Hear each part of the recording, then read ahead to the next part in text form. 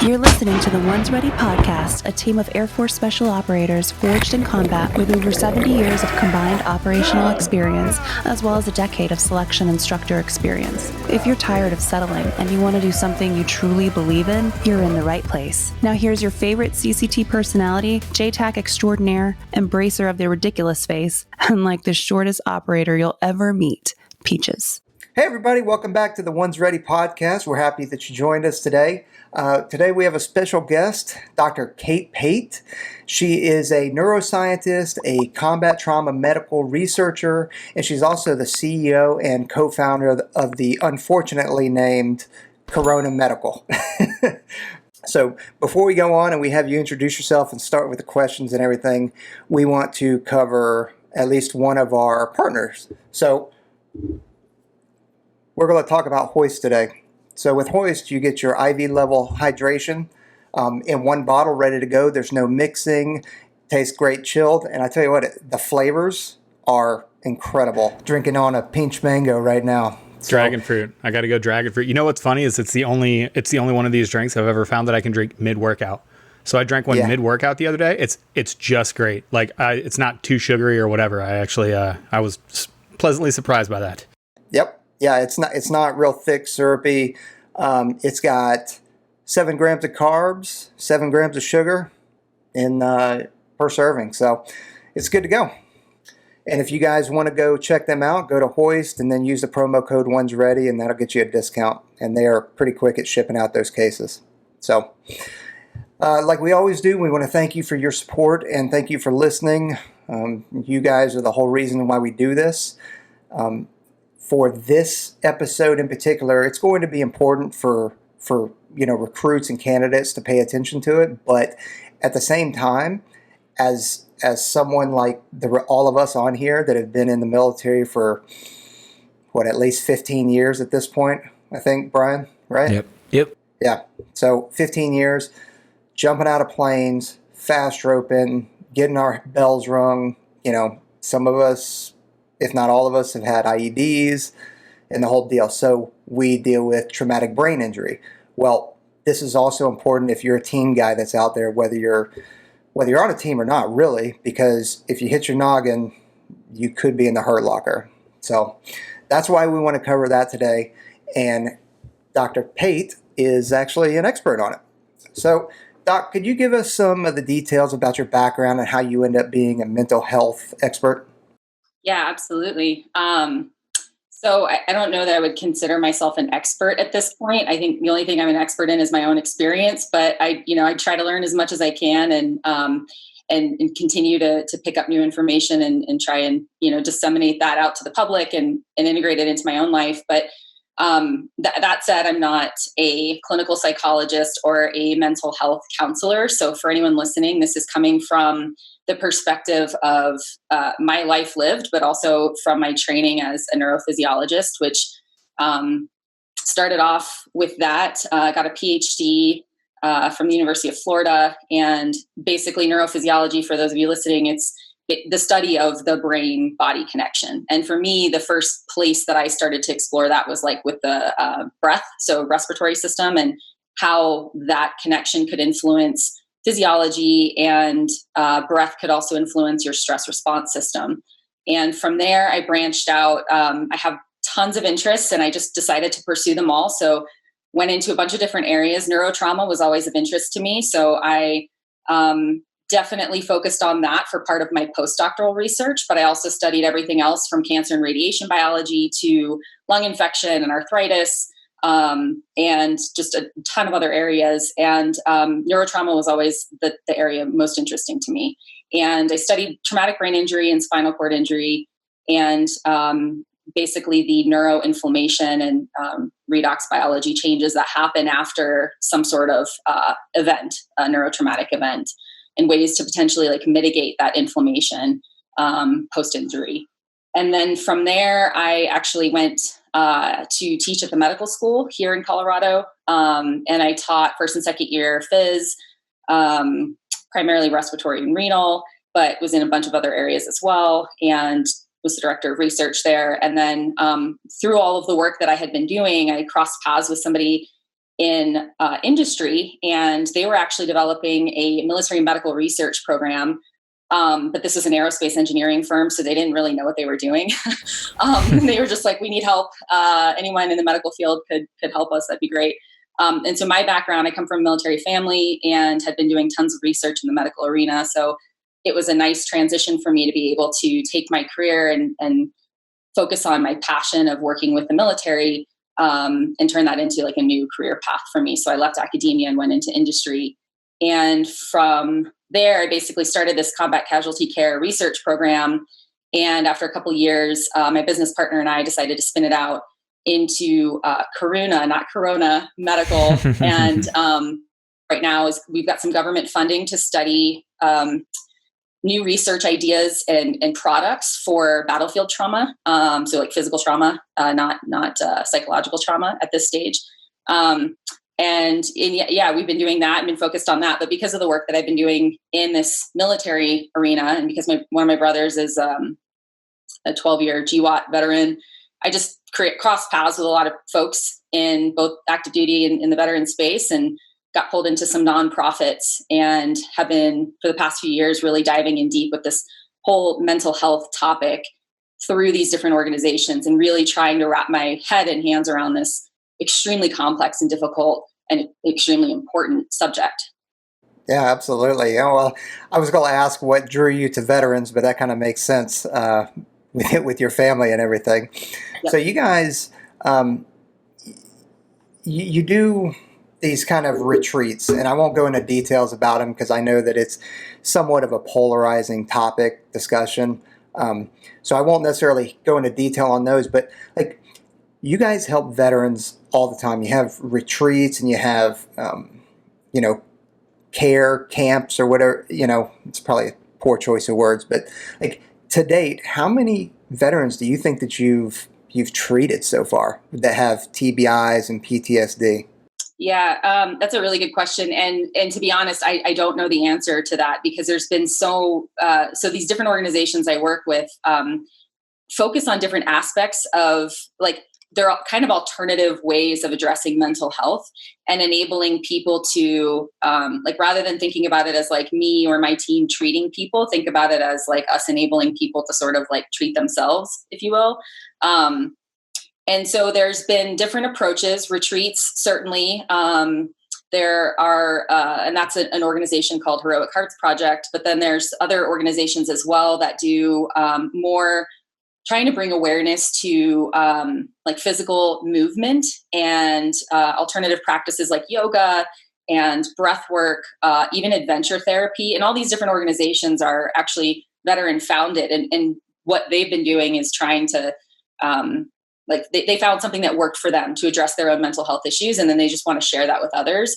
And so through all of my volunteer work with these different organizations, there have been tons of veterans who have gone through the programs and had success in a variety of ways. And I think one of the most difficult things that we've seen success in is PTSD is one area. There have been vets who have gone through the programs with that's a big one. Pretty severe suicidal ideation and depression, and nothing else has worked. They've gone to see the VA, and the story there is very common. Which is you get those cracks out of it, you might make YouTube. And, for a small percentage of people, I think that those things can be effective, but for the majority of people, I think they more offset your normal mental health and physiology than you're trying to kind of come back from all of that.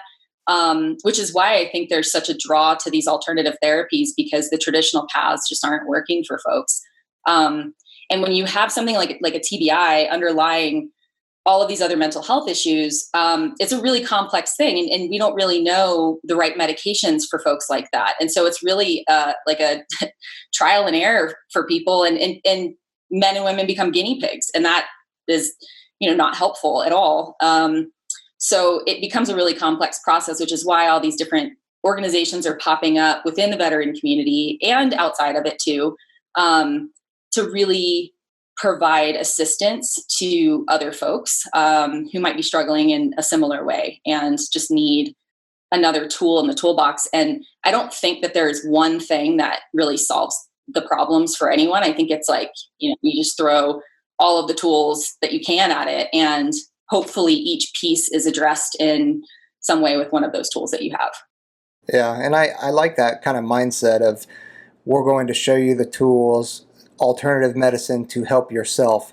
So, I mean, I see a chiropractor. I don't really think it's doing anything. It feels good, but if I go do a month worth of yoga, then I feel better. I have zero back pain at that point, Yeah. And Doc, I wanted to talk to you about this too, because I'm a big yoga guy. Like, if I don't do my normal, so I do on it durability flows and stuff like that, and if I don't, I can feel a noticeable difference. And I also noticed other benefits as well, like with stress tolerance and that stuff that you were talking about. Can you kind of take us through, if you could give kind of that holistic recommendation, like, hey guys, this is the baseline. If you could do these things, would it be learning how to breathe or meditating or maybe doing a yoga practice? What would be kind of that baseline prescription that you would want people to start at before they got all the way to the back end, which is kind of you on the very far end? Yeah, no, that's a really good question, because I think the idea is like fortifying people to maybe avoid getting to that really difficult place. But if you're in that difficult place, like, these things also still work and would apply. I think one of the hardest things for folks who have been trained to ignore their own pain for this greater, mission or whatever it might be. People who are in the military or who are in, first responder situations or whatever, you have to kind of bury a lot of your stuff, and you lose connection, even just feeling into and understanding what's going on with yourself. Like, there's a disconnect sometimes. So I think the first place that people should really focus is cultivating awareness. Like, not only what am I thinking, what are my thoughts like today, but like, actually, how does it feel in my body? Not just like, oh, that super bad injury that hurts. It's like, I don't know. I never really think about what's happening in my calf muscle. Like, let's just go see what that feels like today. And, in just like different sensations. And it sounds super hokey, but just start there. Bring that awareness and that mindfulness. But from there, the idea or the goal would be to do things that are restorative to your nervous system. So trying to focus on alternative therapies that promote like a parasympathetic or the rest and digest part of your nervous system, because for people in this line of work or similar lines of work, you are in a fight or flight sympathetic nervous system state the majority of the time. Your stress response system is always turned on, and it has to be. And I understand that, and it's part of what makes people effective. But you can only do that for so long before it has really detrimental consequences. And so really figuring out how to titrate that high stress with some of these more restorative practices is really important. And the first thing that you can do that's accessible to everybody is breathing exercises. A lot of people don't like meditation because it's just this weird concept of like, how does one meditate? It's too far. Yeah, it's like, you can't sit there and pretend like that's a bridge too far for people to start on. Yeah, so you believed in Santa Claus for like 15 years, but you can't believe in yourself for 10 seconds at a time. Get out of here. Right. Well, and it's weird too, because there's so many different types of meditation practices, and everybody's just like, it's too much. I don't understand it. But breath work is super simple. You can do what's called resonant breathing. So if you have, heart rate monitor that's really accurate, that can measure HRV, you can use that. There's some apps out there that basically help you promote a resonant state of breathing, which basically is to maximize heart rate variability. And we know when somebody's super stressed out, your heart rate variability plummets and you're just in a sympathetic overdrive. So if you can focus on doing this resonant breathing exercise, which is, if you don't have any of this, you can kind of think about it as breathing, like inhaling for 4 or 5 seconds and then exhaling for 5 or 6 seconds. So just like a little bit longer on the exhale, but try to get 6-ish breaths per minute. That tends to promote heart rate variability and also promote this parasympathetic nervous system state. So that's something that you can just do. Set a little metronome on your phone and just start breathing. There are also a ton of these yoga apps out there and meditation. So like Headspace, I know a lot of people are on that program, and it makes it super simple, where you can take something that you wouldn't normally have access to, but now you can just take, even if it, honestly, like 5 minutes 3 minutes, like whatever you can start with.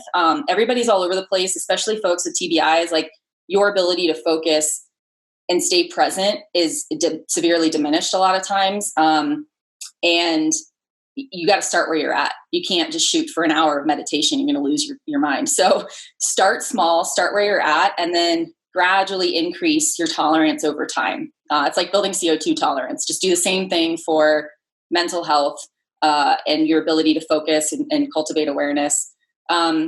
Yoga obviously is a great one. That's super important, especially for what I mentioned before about the nervous system, but also just people who've experienced trauma. Really learning how to be in your body in the like physical vehicle that has actually experienced trauma can actually be really healing for people. And exercise is another one, cardiovascular exercise in particular, especially for people with TBIs, because of the ability to decrease inflammation, but to promote neuroplasticity through upregulation of molecules like BDNF, which is really important for forming new synaptic connections in the brain. And restoring some healthy, the wiring of healthy circuits in the brain. Yeah, those are things like right at people's fingertips that they can start doing. You tracking all this, Trent? Can you give us a read back real quick just to let us know that you understood? I'm tracking. You breathe, and then you exercise, and then something else, and then yoga. I don't know, man. It was all he's got it. A little blurry. He's obviously got it.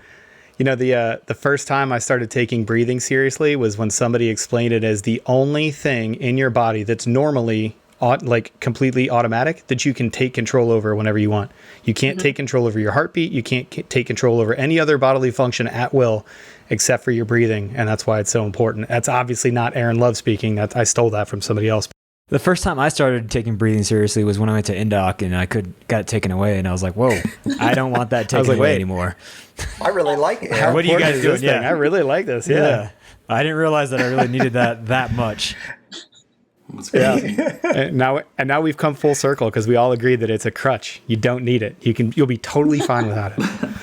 At least for a little while. So, Doc, that's kind of like the prescription for the very base level, right? Like, let's hope everybody does that. But let's say that there's the bridge, there's that line in your head where you're like, okay, I think I'm doing everything that I'm supposed to here, but I'm not really feeling like I'm doing everything that I should be. So how do they start looking for that professional help, right? So let's say, the mindfulness, the yoga, the breathing, they're doing what they're supposed to, but they're still feeling like they got to reach out. What would you say is the first way that they reach out and talk to somebody about professional help?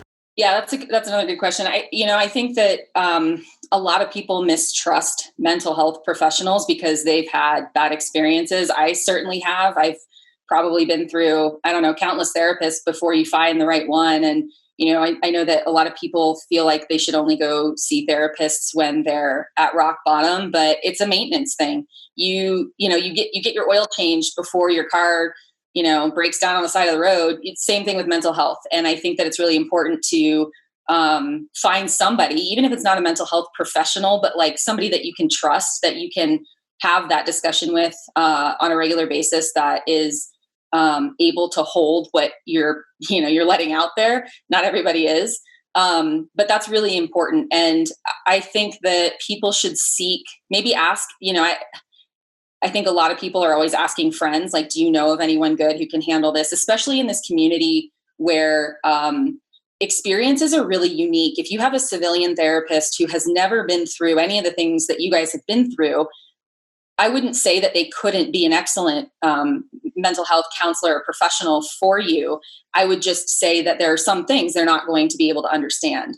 And that can be really important for connection, but for also working through what it is that you're working through. So asking within the community, if somebody has a therapist that they've been working with or a mental health professional that they've been working with, can be helpful. For people who are afraid to ask, because I know that carries with it a lot of stigma. And I was talking to a buddy of mine the other day, and he was saying, like, even in the team room, like, no one talks about these things because you're just afraid of getting the boot, or, it's like you're unstable and therefore undependable. So, how do you have those conversations without that fear? And I think that you just have to own it. You have to kind of strike out a little bit on your own. And start exploring some other options. I mean, I think the best thing is to find a mental health professional that resonates with you, that can understand what it is that you're experiencing. And, you may have to try a couple before you find the right one.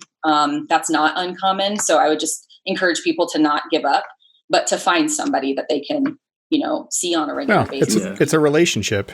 Yeah. It's a two-way street, right? You have to develop it like anything else. Yep. Absolutely. I think my first mental health professional I ever saw was a tech sergeant that had similar experiences to me, and it helps you open up and go down that path and start talking about the things that you might not even recognize you've buried and put behind you, and then just getting me to open up a little bit, kind of paved the way for some more professional help in the future. Yep. Yeah, that's awesome. And that's exactly it. That's, finding people with relatable experiences who you can share things with is really important. And I think that's also just a part of general, like human healing, where we're tribal, like historically we're a tribal species. And this is stuff that, you go through difficulty, you'd share with your brothers and sisters, and like the whole community would hold it for you. And now everybody's carrying these burdens completely alone in silence, and it's crushing people. And it's because we weren't supposed to be doing it this way. And, certain industries, certain professions make it difficult to be open. And I understand that, but we got to put some other things in place to help make sure that people are going to be okay through all that. Yeah, especially with Corona right now. I mean, people are just kind of isolated and losing their mind, not going outside. Yeah. On your own island. People are yelling at each other just because they're not wearing masks. It's just crazy out there right now. Yep. Yeah, here in Denver. Can we just love each other for a little bit? Jeez. What's that? Can't we just love each other for a little bit? Can we just love each other for a little bit? PJ thing you've ever said. It's everything I could. He didn't finish it with bro, though. I didn't. No. Bro. I think that's a good segue, though, the alone and being crushed into the question. And it's not a fun question to ask, but it's something that affects all of us in the military. And that's the suicide issue that we're having. We all know people that have not been the success story that we are, and they've gone down that road and ended it all. So for all of us that are, and all of our teammates and all the candidates out there, how does someone get there, I guess, or what do we do? How do we recognize it? And what's the best way to get someone to off ramp, that path? Yeah. Suicide is poorly understood at this point. Sadly, it's like, we don't know why some people go that route and others don't. I mean, there are things that we understand about it. Maybe some correlations with things like lack of social support is a huge one. PTSD is also associated with a higher suicide risk.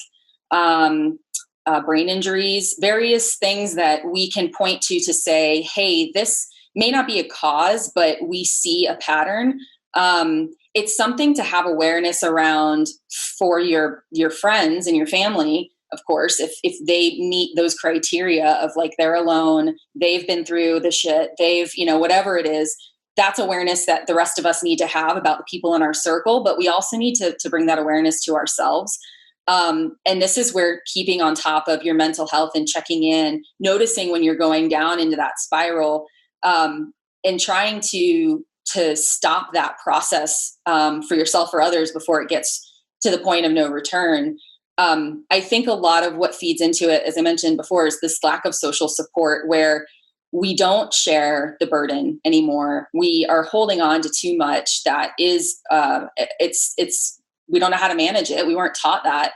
And not only that, but in order to continue to function in the world, in our jobs, we have to put on this brave face. And it's really an inauthentic part of ourselves that we're presenting to the world, because if we were really true to what's happening, we would be honest and say, hey, this is what I'm dealing with. Instead, it's like, I'm super stoic, I'm super tough, I'm going to get through it. But it's this inauthentic self that we're presenting to the world. And I think that in and of itself is an injury to a person on a very deep level, when you're not able to just be yourself and you're also holding on to these really heavy things.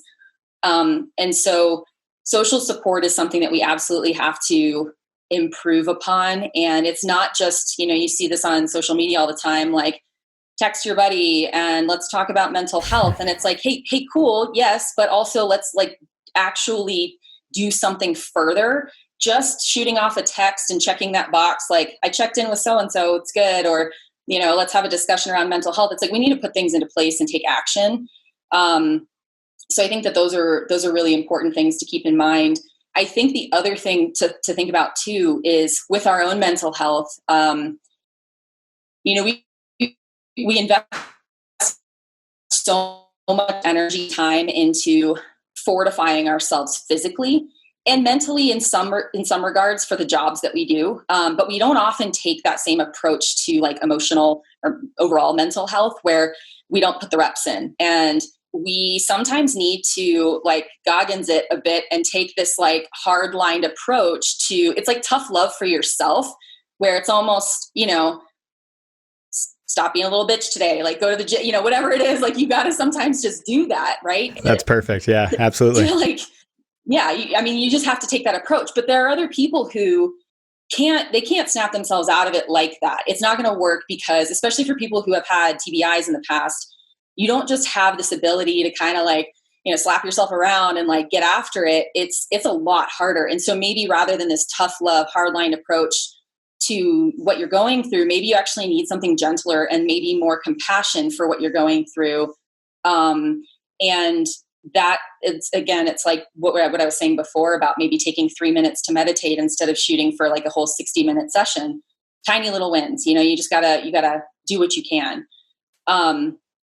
And for those who, and I'm right there with you for having experienced friends and family who have decided to take their own lives, it's so hard. And you always blame yourself. I could have done more. I should have done more.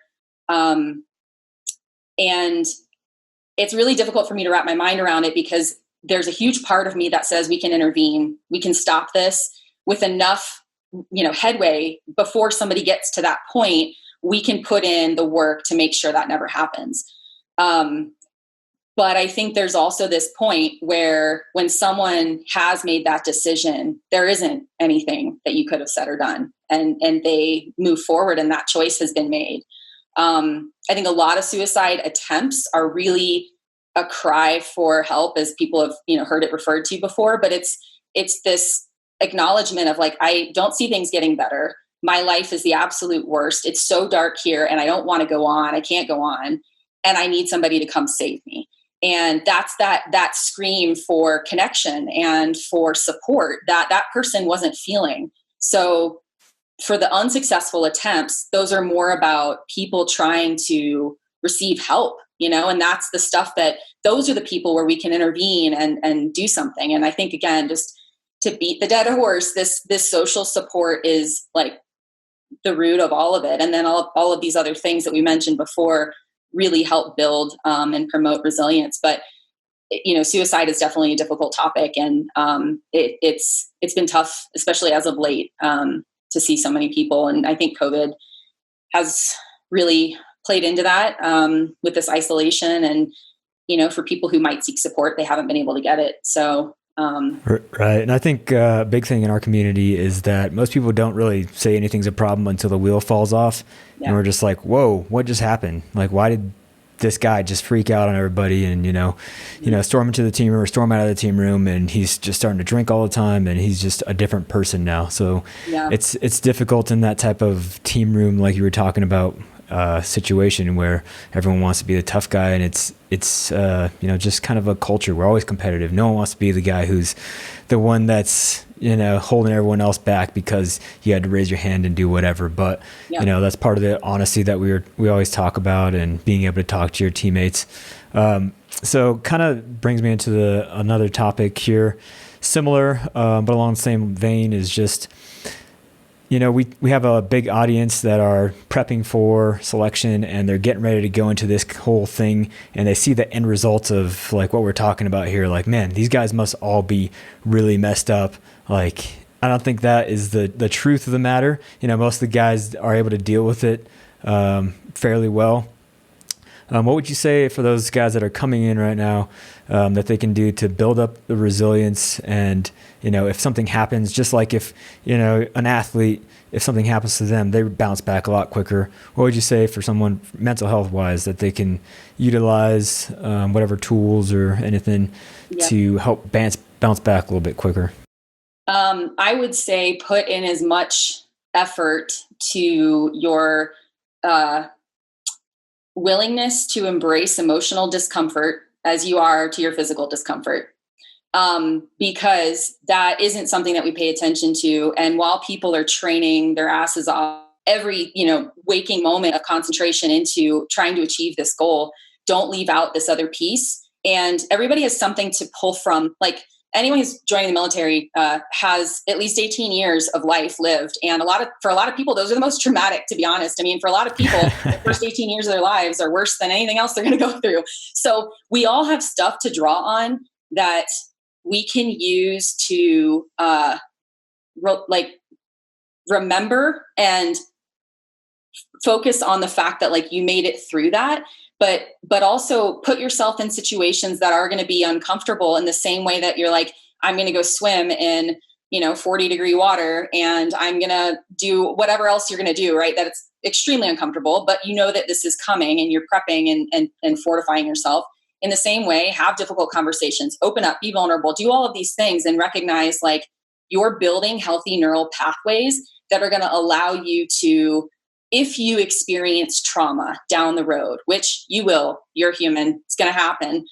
You'll have a healthy wiring of your nervous system and your stress response because of those reps that you put in and your mental health training and your emotional discomfort training and all of those things, that when you experience difficulty, and if it's so bad, it is a traumatic event, your brain will not turn it into something like PTSD. Or if you do sustain a TBI, you have a really healthy nervous system and you've put in enough work that you have this sort of bedrock of neuroplasticity to rely on and to get back to. So again, like I know it's really probably an abstract idea for a lot of people to think about how to do that, but really seek out like all of these difficult and different things that you can do that you wouldn't normally, but that are on the same level as like your physical preparation.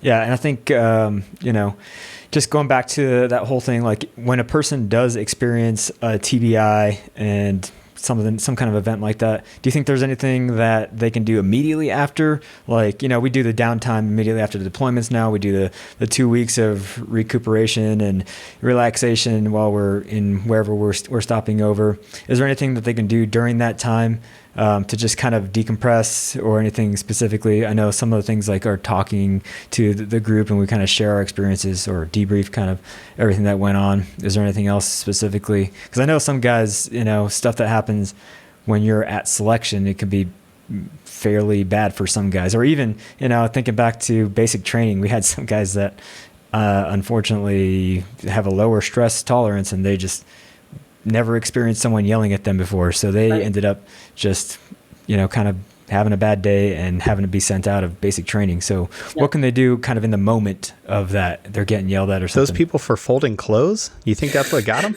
Was it the folding the underwear thing? Did you have one of those dudes that were... That's the only thing that I ever remember distinctly is folding my underwear and being like, this is silly. I remember there was a dude that just lost it after we were done. I forgot why exactly, but I remember him sitting in a chair and he was yelling at everybody and he was like spitting on people. And I was like, what is going on with this guy right now? Like I don't know. I mean, that's what I'm saying. Some people just have some lower stress tolerances, and if you're going through that kind of stuff, that's the mystery. Yeah. EMT got hard. Yeah. Yeah. I think with regard to TBI, I think that there are absolutely things you can do. I think one of the most important things is rest following the injury. You have this excitotoxic event in your brain essentially, and you need to just let things kind of calm down, and stressing yourself further through physical activity or mental, focus or anything like that can be really, challenging and detrimental for the brain in trying to recover and repair itself. So rest is important. After a certain period of time, cardiovascular exercise has been prescribed, certainly low impact, nothing like too intense. But the other thing I would tell people is as soon as you can following that kind of event, start trying to meditate. And I hate to come back to that, but we do know from neuroscience studies that you can have gray matter thickening with meditation, and potentially neurogenesis, which is also kind of related to this exercise concept and promoting BDNF and other molecules. But there are certain things like that you can do to kind of rebuild and promote healthy connections and potentially even new growth and new wiring in the brain. So things that are, certainly promoting that parasympathetic state that I mentioned before are all good. As far as the people who lost it over folding underwear, I don't have much for them.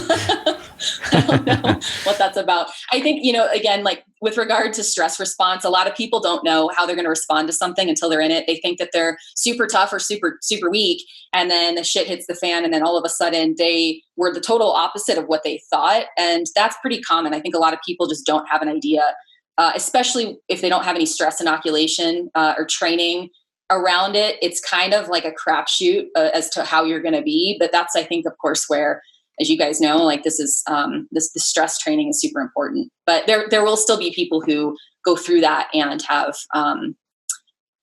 inexplicable outcomes and difficulty in dealing with their experiences. Yeah, it's funny when you're going through the pipeline and stuff, and whether you're at the pool or you're doing some kind of task. Sometimes, depending on what the task is, you're sitting here going like, "Why are we doing this? This is dumb. This sucks too." But what they don't see is what you're talking about is that stress inoculation, so that when you are put into a bad situation, you can do exactly what we've talked about in the past, which is remain calm, have an even keel, give yourself the chance to make a good decision. Even if it's not the 100% solution, an 80% solution is better than making no decision at all. Mm-hmm. Yep, absolutely. And then, go ahead, Brian. Yeah, just the last thing, because I wanted to cover, I brought it up in the beginning. We were kind of talking about it, but just out of those people that you see have TBI, PTSD, what percentage would you say are actually able to be functional, or, if they're cooperative with the treatment regimen that they're given, are able to be functional, just for those people? Because I get questions about, parents asking, what is the actual prevalence of PTSD, and is my son or daughter going to, end up not being a functional member of society anymore? So just to cover that. Yeah. So PTSD is interesting in that it's talked about quite a bit because it is so it affects people's lives so greatly. For people who experience a traumatic event, which it's not just a difficult experience, it's actual like really traumatic, where you think that you are going to die. That likelihood is there, or you witness somebody who's traumatized. The people who experience that and go on to develop a maladaptive stress response, which can manifest as PTSD or like subthreshold PTSD or complex PTSD, all these different diagnoses, it can be, the estimates in the literature are around 20%. And that's kind of on the high range. Some people suspect that it's lower than that. At any given point, it's also estimated that for men and women both, that the prevalence of PTSD, that people experience that and have been diagnosed, is under 10% for both genders, although women are typically more likely to develop PTSD than men are. So it sounds really low, but again, these are people who have actually been diagnosed. And what I'll say about PTSD is that there are so many symptoms of it. It's really complicated that when people go in to see a doctor or a mental health professional, if they're not really, really well trained, they'll miss the diagnosis and just say, this person is, irritable. This person has insomnia. This person is just depressed, whatever it might be. And they're missing that diagnosis. So I don't want to say that the numbers are greatly, elevated above what I just said, but I'd imagine that there are more people who could meet that criteria. And maybe if they don't, they're certainly, encompassing quite a few of those symptoms. For some people who develop PTSD, I think that there's like this third rule, like the thirds.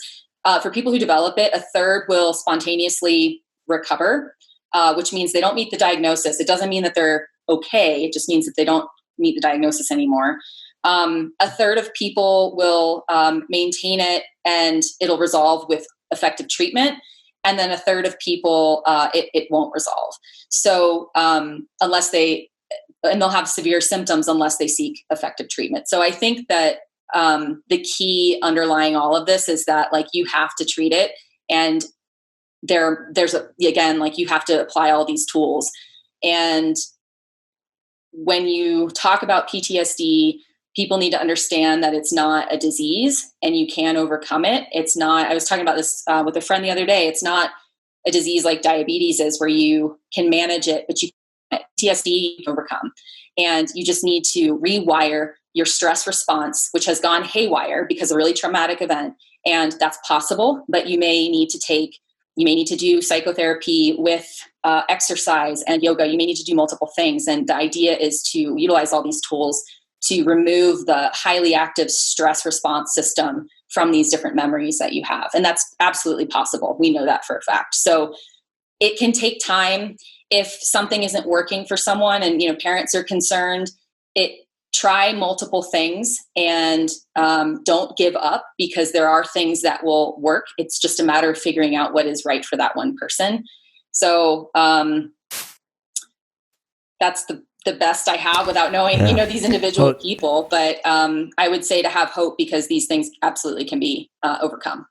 And I think that's really awesome to hear, because a lot of people think, based on what movies are like Lieutenant Dan or whoever that they've seen in movies, and they're like, this guy's messed up for life. He's always just going to have nightmares. He's always just going to have, this thing, because that's who he is. And, like you made that analogy between diabetes and the PTSD, it's really great to hear that, things can be overcome. Yeah. In the movies, PTSD is a death sentence. Hollywood never gets it wrong. I think we've covered this. And one more thing too that I want to say about it is that, like, for anyone listening who either has been diagnosed or is concerned about somebody or themselves, one of the things we absolutely do know from the literature is that PTSD involves trauma, and that trauma it greatly affects your physiology and your body and your stress response. And so the only way to overcome it, and the most effective way to overcome it, is through processing a lot of these emotionally charged memories through body work. So like there's this whole theory, and there's a lot of research around it that shows that kind of what happens to the body, and like trauma is stored in the body, and unless you work with it and allow that to play out, essentially, like you had a traumatic experience, you were halted, it never actually came to completion. And there's a theory in this that's wrapped up in animal physiology, like when you watch like a gazelle get attacked by a mountain lion and then it escapes, and you watch what happens, and you can record what's going on in its nervous system. Then a similar process happens in humans, and a lot of times we just aren't allowed to have that trauma resolved. And so a lot of people who are trying to work with trauma and overcome PTSD and they haven't found success, try taking a bodywork approach and finding a somatic-based therapist. Those people really have a lot of tools for people who have some sort of resistant PTSD. So just put that out there. Yeah, I don't think that the pharmaceutical company is the answer or the end-all be-all. Obviously, there are medications that people need, but I think you've got to be willing and able to take care of yourself. And a lot of people, they just don't know, hey, I don't know. All I hear is yoga, and there's these people that are doing insane balance poses. It's like, hey, you can do regular yoga without doing all that stuff and still get all the benefits. You just have to be able or willing to go, rather. Yeah, absolutely. And yoga, it's the balancing postures or postures in general. It's one part. There's meditation, there's breath work, there's self-study, there's, all of these different parts of what yoga is. And all we see because of social media is just like super awesome, bendy people doing cool shit that we'll never be able to do. And that's not at all what it's about. So in very stretchy pants. I think you do, actually. that ain't me, homie. Pretty sure I make I've a lot seen of different some, noises when I do yoga. Like one-handed. Yeah, pretty sure I've seen some one-handed handstands or something like that. I'm not that flexible. I can just do handstands. That's about it. Yeah. That's all that matters. So how much of this mental illness issues that we are seeing is related to TBIs, do you think? And I don't need an exact number, but as somebody who has TBI, who sees a neurologist and had multiple MRIs, and I've got, I guess probably not the right word, hemorrhages maybe in the brain. Yeah, dark spots. Yep. But I feel fine. I'm not somebody who's broken. I don't have PTSD. So how, because we all know, I'm pretty sure we all know somebody, probably the same person, that they were in a very traumatic firefight for about 3 weeks, got blown up several times, and he is not the same person he was prior to that. And that is probably down to the TBI. So how much of that is related, do you think? So traumatic brain injuries often cause symptoms that appear similar to somebody with PTSD and other mental health issues. Because, for instance, like with somebody who's in the both acute and chronic stage of a traumatic brain injury, you might have sleep disturbances, you might have nightmares, you might be extremely irritable, you might be overly aggressive, you might have avoidant behaviors, you could be depressed, your outlook on life has changed. All of these different things can be part of a TBI outcome and symptoms from it.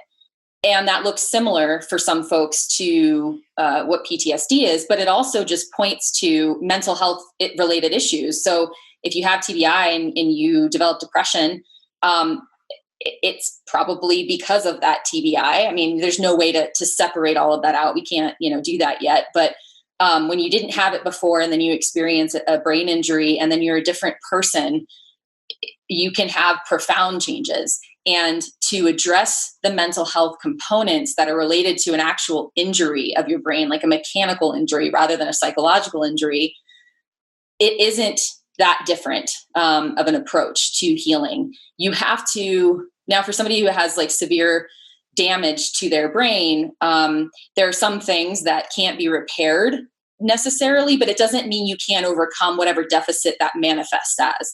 So if you have, I have friends who definitely fit the bill, who have had lots of injuries to their heads, and they have found, in the same way that you would address a mental health issue, they have used those alternative approaches and addressed what what they've been working through in these mental health symptoms, I guess, of their TBI.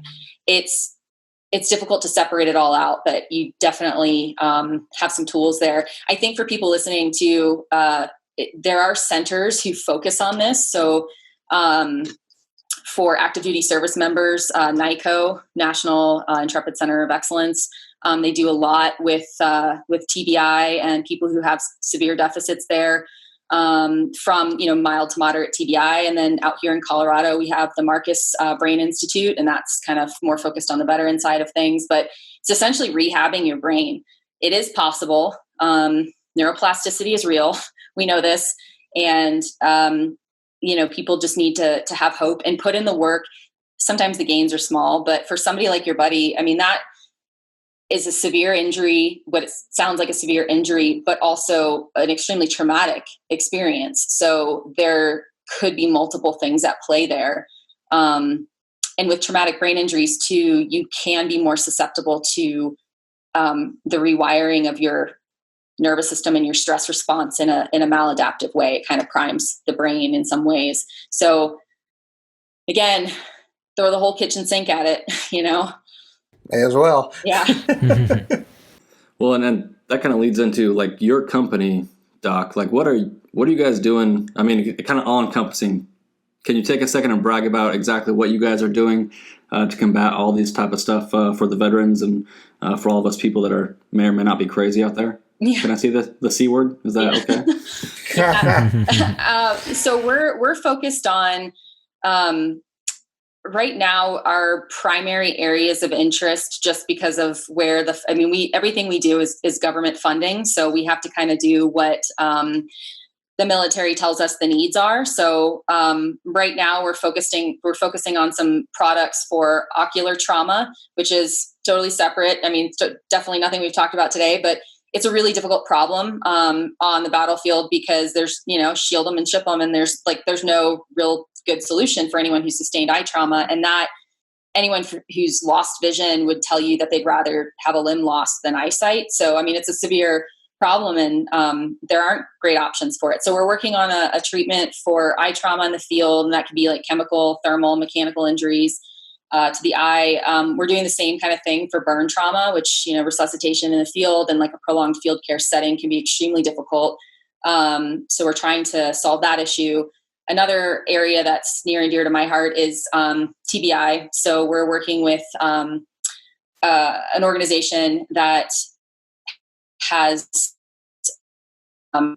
really interesting technology to promote targeted brain cooling in the field. And I know this is a very controversial topic among neuroscientists and clinicians, but we've seen some really incredible results thus far with this approach. And granted, it's been in animals, but there have been people who have done clinical trials in humans as well. And so this is something that absolutely can be done. And can I just pause you right there? Yeah. Trent, can you just jump in from the sidelines here? Give me your best guess as to what selective brain pooling is. Just go ahead and you have the floor.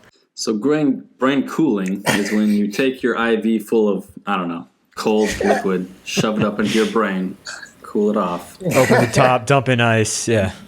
So it's weather people need most of the time is to have their brain cooled off. Yeah. Okay. No, you know what? That checks. I thought I was going to get you on it. I was wrong. You nailed it. Yeah, there's a number of ways you can do it. I think the easiest approach is nasopharyngeal. So just tubes up the nose that blow cold air on the nasopharynx, and the blood that passes to the brain goes by that and can potentially selectively cool just the brain rather than, the entire body. So, which has obvious problems. Hypothermia is part of this really complex trauma issue in prolonged field care settings and in acute trauma care as well. Anyway, so that treatment sounds awesome though. Yeah. I mean, it's probably like a really uncomfortable brain freeze, but I'd assume people would be unconscious for it. So hopefully it would not be that uncomfortable, but we'll see that. If they're my patients, they're going to be. That night, guy. So maybe that'll be out there for you guys to use in, 10 years or so, whatever it takes to get through the FDA and those giant hoops. But so that's another area. And then outside of my company, and we're working on some other side projects too. There's a Center for Combat Research here at the University of Colorado Medical School. So there's lots of cool stuff we're working on. But in the volunteer space, that's where I work with all these organizations who are focused on veteran mental health and just mental health in general. So that's the very little free time that I have. I try to just push it all in that direction, do whatever I can to destigmatize this whole mental health thing, and also just make people aware of other options so they can help themselves. Because ultimately, like I can't heal anyone other than myself, and neither you guys can either. We can reach out, we can provide tools to people, but people have to kind of own that process and take it into their own hands. But they need to know, they need the information, and they need to know what's out there for them. So just trying to spread that word. Absolutely. So guys, you guys got any more questions related to TBIs or mental health or anything like that? No, I don't specifically. I learned a ton. That was awesome, Doc. Thanks. Yeah, honestly, thanks for having me on. This is great. Really. We appreciate it. And, as somebody who deals with brain trauma, it is much appreciated to know that there are people and organizations like yours and many others that are focused on this. And it's a real problem, and we got to get through it, and it's almost to be expected after 19 years of fighting around the world, not just in Afghanistan, but suicides are spiking, PTSD is increased, and then you got people like me that just enjoy getting their bell rung with TBIs. So how can people find you on your company and then on your social media? They can find me. I'm on LinkedIn. Doc Pate, and the company Coruna Medical is also linked to my LinkedIn page, and we have a website, but it's bare bones. We're, a small company, so we don't put our money towards websites these days. And then other than that, just the standard channels of, Facebook and Instagram. So yeah. Cool. All right. Well, we'll make sure that we tag you appropriately whenever we launch this thing. But Awesome. to all the folks out there that are listening or watching us on YouTube, mental healthness is nothing. Mental healthness, mental health is nothing to scoff at. And if you find yourself in that boat that you're hurting, reach out to somebody. If you recognize that one of your friends or your buddies, or even if they're not your friend, is having a difficult time, help them out. From my experience, we are quick to kind of outcast somebody because it's like, oh, they've got a problem and I don't have the time to deal with it or something like that. And in reality, we should be bringing those people in even more, not sequestering them someplace else. So, everybody, thanks for joining us. If you enjoyed the episode, please leave a review. Tell us how good or bad we did. And then hit us up on info@onesready.com for any questions you have, or you can hit us on the gram. And we appreciate you guys joining us. Let's go out there and earn each breath. Later. Bernard. All right.